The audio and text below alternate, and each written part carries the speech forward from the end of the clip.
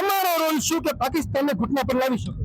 સૌથી મોટી પ્રોબ્લેમ છે આપણે ખુદ જિંદગીમાં ભારતને ચાલો ન લેવાય. પાકિસ્તાન આપણો સાચો દુશ્મન છે કે પછી ત્યાંના આતંકવાદી સંગઠનો આપણો સાચો દુશ્મન છે કે પાકિસ્તાનની સરકાર આપણો સાચો દુશ્મન છે કે ત્યાંની આર્મી આપણી સાચી દુશ્મન છે કે પછી ચાઇના આપણું સાચું દુશ્મન છે કે પછી તર્કી આપણું સાચું દુશ્મન છે? આમાંથી આપણું સાચું અને પહેલું દુશ્મન કયું? આમાંથી પહેલું દુશ્મન તો આપણું પાકિસ્તાન જ છે અને હું તો કહું પાકિસ્તાનની ઉપર જ તેને આપણે એર સ્ટ્રાઇક ફોડવી જોઈએ.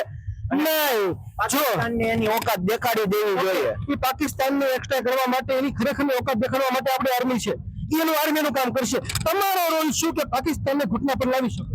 મારો રોલ તો ઈ જ છે કે હું અત્યારે બધાને કહું છું કે ટાઈમ ટુ ટાઈમ ટેક્સ ભરવો જોઈએ અને બસ. નહીં, બસ આજ મેઇન વાત છે. સૌથી મોટી પ્રોબ્લેમ છે આપણે ખુદ. કઈ રીતે તમને કહું, આપણે વર્ષોથી ચાઇનાથી વસ્તુ લઈએ છીએ તો ચાઇના આપણી પાસેથી પૈસા કમાય છે, એ પૈસા કમાય અને જે વસ્તુ આપણી એ જ પૈસાની પાકિસ્તાન માટે હથિયારો ખરીદીને આપે છે. તો માની લો ચાઇના પાસેથી વસ્તુ જ ન લઈએ આપણે, આપણો અવડો મોટો દેશ ચાઇના પાસેથી વસ્તુ લેવાનું બંધ કરી દે તો કેટલા મહિના કેટલા દિવસ લાગે ચાઇનાને ઘૂંટણા પર આવવા માટે?